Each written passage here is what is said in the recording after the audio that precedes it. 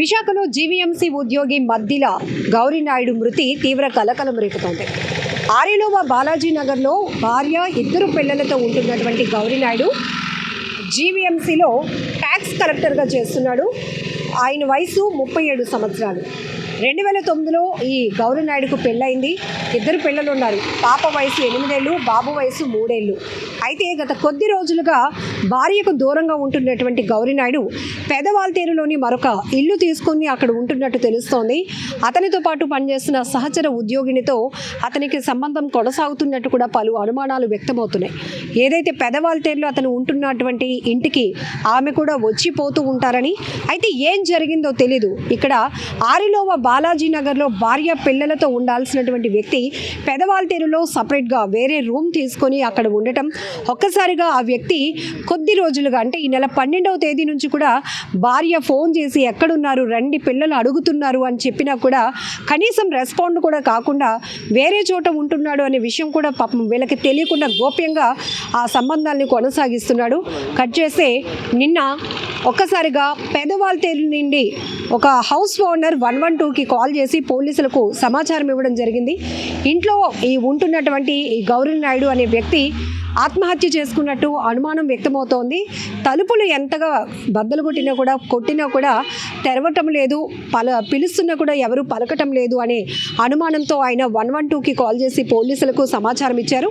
అయితే పోలీసులు అక్కడికి చేరుకొని ఇంటి ఓనర్తో పాటు ఈ గౌరీనాయుడుకు సంబంధించినటువంటి కుటుంబ సభ్యుల సమక్షంలో ఆ డోర్స్ ఓపెన్ చేసి చూసేటప్పటికి అతను హ్యాంగ్ చేసుకొని చనిపోయినట్టుగా పోలీసులు గమనించడం జరిగింది. ఎంత బాధాకరమైన ఘటన అంటే 2009లో పెళ్ళైన తర్వాత అతను కూడా ఏదో చిన్న స్థాయిగా జీవీఎంసీలో పని చేసుకుంటున్నాడు.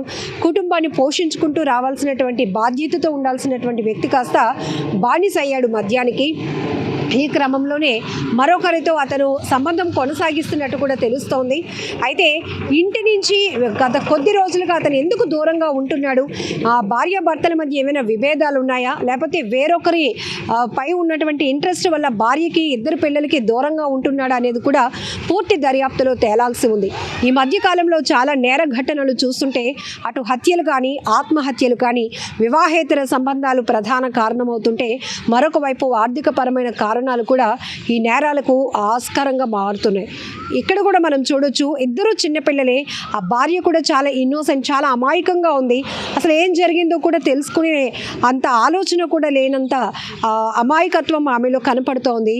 భర్త తాగుబోతైనా, తిరుగుబోతైనా, ఎలాంటి వాడైనా మమ్మల్ని బాధ్యతగా చూసుకుంటే చాలు, 2 పిల్లలతో నేను ఎటు పోలేను కాబట్టి భరించుకుంటూ వచ్చేటటువంటి ఆ భార్యకు ఒక్కసారిగా గుండె పగిలే అంత బ్యాడ్ న్యూస్ అనే చెప్పాలి. ఏదో ఎక్కడున్నాడో, ఎక్కడ తాగి ఉంటున్నా, ఏదో ఉద్యోగం చేసుకుంటున్నా, ఏదో అలా కుటుంబాన్ని పోషించుకుంటూ వస్తున్నాడు అనే ఒక ఆ నమ్మకం, హోప్ కూడా ఇప్పుడు పోయింది ఆమెకి.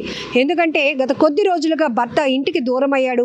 పిల్లలు అడుగుతున్నా కూడా నాన్నేడి అని అడుగుతున్నా కూడా, ఎందుకంటే చిన్నోడికి వయసు 3 ఏళ్ళు, పెద్ద బాబుకి 8 ఏళ్ళు. చిన్న బాబు అడగలేకపోయినా ఎక్స్ప్రెస్ చేస్తారు పిల్లలు. అలానే పెద్ద పాప అడిగి ఉండొచ్చు ఆమెకు కూడా తన భర్త ఎక్కడికి వెళ్ళాడు ఏంటి అనేది. ఎందుకంటే వాళ్ళు ఉంటుంది కూడా ఆరిలోవ బాలాజీ నగర్లోనే. జీవీఎంసీ అంటే ఇక్కడే లోకల్గానే ఉంటారు, కానీ ఇక్కడే డ్యూటీ చేసుకొని ఇంటికి రాకుండా ఉన్నటువంటి వ్యక్తి ఎక్కడికి వెళ్తున్నాడు కూడా తెలుసుకోలేనటువంటి ఒక అమాయకమైన పరిస్థితి ఆ భార్యది. ఇప్పుడు మనం మాట్లాడించే ప్రయత్నం కూడా చేస్తే ఆమె ఏం మాట్లాడాలో కూడా ఆమెకు అర్థం కావటం లేదు. తన భర్త జీవితాంతం బాధ్యతగా చూసుకోవాల్సినటువంటి భర్త ఇంతగా తనని మోసగించి అర్ధాంతరంగా తను చాలించడానికి కారణం ఏంటి అనేది ఆమెను తొలిచేస్తోంది, ఆమెను గుండెలు పిండేస్తోంది. మరోవైపు ఇప్పుడు ఆమె ఎక్కడైనా ఉద్యోగం చేసి ఈ పిల్లల్ని సాకాలా, ఇలాంటి అనేక రకాల ప్రశ్నలు ఆమె మైండ్లో తిరుగుతున్నాయి. దాంతో ఒక్కసారిగా ఆమె కుప్పకూలిపోయింది.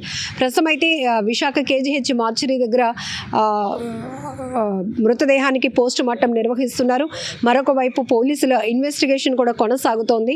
మరి ఆ వ్యక్తి గౌరీనాయుడుతో ఉంటున్నటువంటి సహచర ఉద్యోగిని ఎవరు, ఆమెకు మ్యారేజ్ అయిందా, 2 మధ్య రిలేషన్ ఫ్రెండ్షిప్పా, అంతకు మించి ముందుకు వెళ్ళారా, ఎందుకు ఆమె వల్లే ఈ వ్యక్తి మరీ తాగుడికి బానిస అవుతూ ఇటు 2 పిల్లలకి, భార్యకి దూరంగా ఉంటున్నాడా, ఇవన్నీ విషయాలు కూడా పోలీసుల ఇన్వెస్టిగేషన్లో తేలాల్సి ఉంది. ఏది ఏమైనప్పటికీ కూడా అసలు ఎవరు శాశ్వతం, ఎవరు వచ్చిపోయే వ్యక్తులు, వాళ్ళ వల్ల మనకు ఉపయోగం ఉందా, వాళ్ళ వల్ల మనం స్వతహాగా జీవితాన్ని నాశనం చేసుకుంటున్నావా, స్వయంకృత అపరాధం అని అనాలి. కొన్ని విషయాల్లో చాలా ఘటనలు చూస్తే కనుక తెలిసి కూడా కొంతమంది అడుగులు వేస్తున్నారు, తప్పటి అడుగులు వేస్తూ తమ భవిష్యత్తును పాడు చేసుకోవడమే కాదు, వాళ్ళపైన ఆధారపడి ఉన్నటువంటి కుటుంబానికి కూడా తీరని అన్యాయం చేసిపోతున్నారు. ఇక్కడ ఒక భార్యతో పాటు 8 ఏళ్ల పాప, 3 ఏళ్ల బాబు పరిస్థితి ఏంటి అనేది ఇప్పుడు ఆ బంధువులు కానీ కుటుంబ సభ్యులు కూడా కన్నీటి పర్యంతం అవుతున్నటువంటి పరిస్థితి. వాళ్ళ భవిష్యత్తు ఎవరు చూస్తారు? నాన్నే పట్టించుకోకపోతే ఆ పిల్లల్ని ఇప్పుడు ఎవరు ముందుకు తీసుకెళ్తారు, ఎవరు చదివిస్తారు? ఆ భార్య చూస్తే చాలా అమాయకంగా ఉన్నారు. ఏంటి నా భర్త ఇలా అర్ధాంతరంగా తను చాలించడం ఏంటి, అసలు ఏం జరిగింది తెలుసుకునే ఆలోచన కూడా ఆమె చాలా తీవ్రమైన వేదనతో పోలీసులను ఆమె వేడుకుంటున్నటువంటి పరిస్థితులు కూడా కనబడుతున్నాయి. ఏది ఏమైనప్పటికీ కూడా వివాహేతర సంబంధాలు కానీ, ఆర్థిక పరమైనటువంటి విషయాలు కానీ మనుషుల హత్యలకు, ఆత్మహత్యలకు కారణమవుతుండటం మరింత బాధాకరమైన ఘటన.